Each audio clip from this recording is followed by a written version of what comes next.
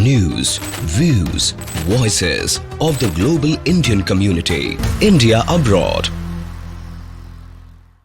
So, Trump 2.0 administration is going to be much, I think, mature and additionally different than Trump 1.1, of course, from Biden administration.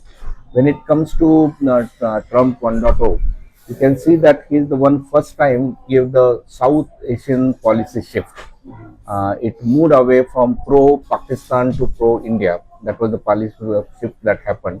Also Indo-Pacific. These are the two important aspects. And now even Biden administration had carried forward the same policies into that. So we would see a much more mature ongoing policy alignment in the area of South Asia and also the Indo-Pacific. Uh, it is also interesting to see that India's middle path towards the Russia, Ukraine, and India had consistently taken stand that it needs to be engaged in the diplomatically and resolve the problem. President Trump seems to have the similar viewpoint that there has to be a settlement and negotiations into that. So there is a good alignment into those areas. So international affairs is concerned, India and US we will see a further progress into the working togetherness towards the global causes. It could be the broader scenarios. We can see that the relationships are improving. We would also see that when we are already saying that Canada related matter or Bangladesh matter, these are some of the recent sore points from Indian foreign policies related, and we may see a better alignment into those two areas also. We are expecting that uh, President Trump might look at the situation in Bangladesh and see how it can be improved. Rather, he had uh, tweeted about the situation of minorities in Bangladesh. So that is another foreign policy related improvement we can see that.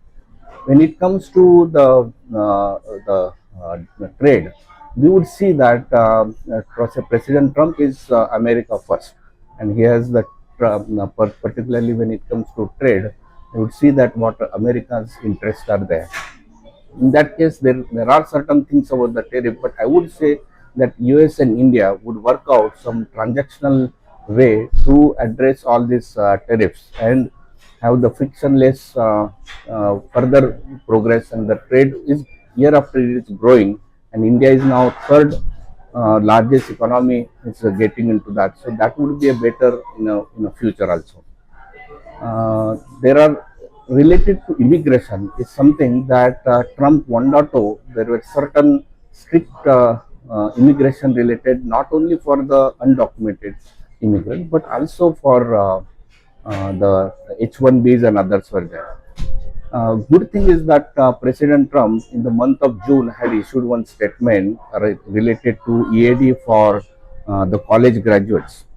So it seems that President Trump, and now with Elon Musk and JD Vance and Vivek Ramaswamy, they are into the power circle who understand the need of USA to have the tech immigrants for maintaining the competitiveness of America in the global stage, particularly from artificial intelligence or cyber security. These are the areas where China is actually making a lot of progress, and on that background, there is a need of the talent, which actually we are not seeing that that many American graduates are coming.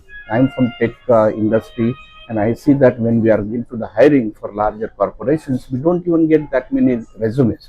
So on that background, the people who are in this industry, they understand, and that at least that the policy understanding, I'm expecting it better.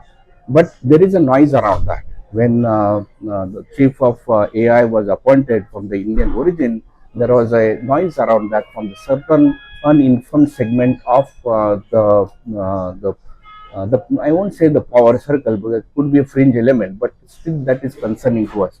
What our main important aspect that Indian American particularly are expecting the in the immigration areas is there are a lot of H1Bs have been contributing into the economy for longer time, and they are stuck into the long green card delays.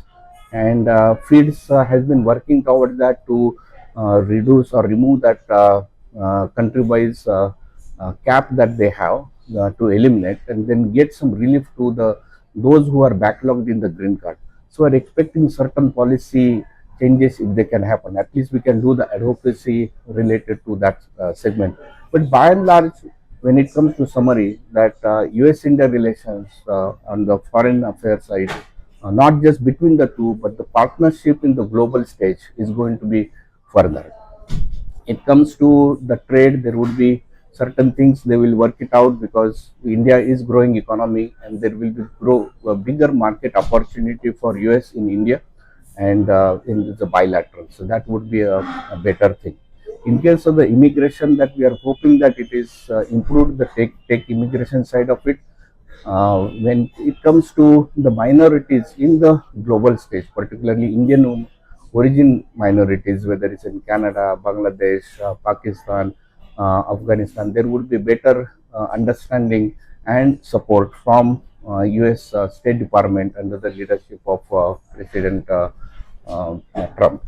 So overall, we are positive, and we are getting into the appointees and trying to meet into that. Like say, we see that Senator Rivero, or even Congressman Mike Waltz. Mike Waltz was a co-chair of India Caucus. So they are good supporter, better understanding about India's positioning in the Pacific region. So we are hoping that that would help, and we are also very positive about first Hindu American, I can say, Tulsi Gabbard. She is now National Intelligence Head. So these are the positive aspects of the administration. Definitely are going to be us to engage much more better at higher level. The first thing that we would like to see that US-India partners well into establishing a global peace and global prosperity, which there is a broader alignment, whether it's a Ukraine war, now there is a Israel Hamas war that is now settled. And so there is a Indo-Pacific region. And in that regard, the one thing we would like to do, that India is designated as major defense partner, but that needs to be strengthened with the congressional mandate, just like major non-NATO alliance. The similar framework needs to be backing major defense partnership. That is first part. Uh, Biden administration had carried forward a good initiative called Initiative for Critical and Emerging Technologies. So, which is a very important initiative from US point of view, because that partnership on the technology side, the India would get some benefits from the technology side of it, but US will get benefit from the huge manpower and talent that India brings on the table. So that partnership is going to be win-win. So that's something that needs to take it to the further level, and various aspects of that could be that Export Control Act, etc., should be addressed. So that is the second ask that we can say. The third ask is around this immigration.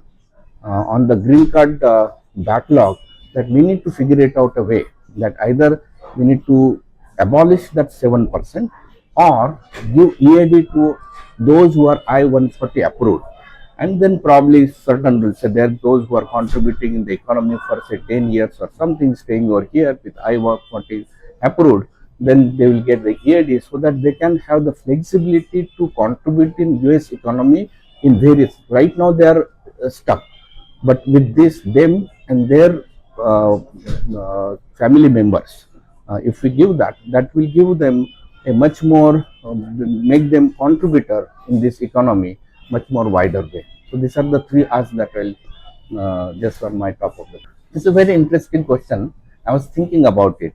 That this time I observed, because 2016, 2020, 2024, if you look at it, this is, I was just meeting some people in last couple of years, and the FIIDS also had hosted one event just yesterday. It was wonderfully attended, and so many Indian American are here right now in a DC, which was intriguing. Then my analysis is that, because is it a support for a person as a president, or support as a what is happening?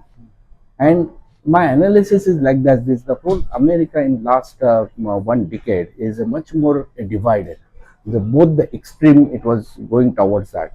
At one end, that concept of America itself was getting questioned, whether it's America is a capitalist meritocracy based, or whether it's a equalization of wealth and the social base, whether it's a family values, or it is much more the freedom to a degree that you don't know the you don't have a right to know your children's gender, or all these things where these are the something that happening in the American global stage. They are much more different than say Indian American or Hindu point of view. These are not this. They are not specific issues, the global issues. But why this is happening? There are certain things that Indian American who are conscious about global affairs, they were uncomfortable. Whether it is a some small cities here and there, everywhere in America, they are passing resolutions about the CAA without even understanding what the CAA is, or the farmers' movement, or certain things happening in India, projecting India is a much more negative way. Those who are Indian American, they are contributing citizens of America, but still has an origin from India. They were getting uncomfortable, and it got fueled by attacks on say temples, or uncomfortable situation on the Indian consulate getting burned, or certain news from across the border from Canada. So those are the things where started building some resentment. That silent resentment had some people getting more active into that the whole political process. This is my analysis, and then I could see that the people who were aware about these issues, those who are activists in nature, they they were much more unhappy, and they are much more now optimistic about this situation. Now, of course, segmenting of the population, particularly born and brought up second generation, they are much more assimilated in the this context and less aware about the international. For them, it's still other issues. The liberal issues are more important.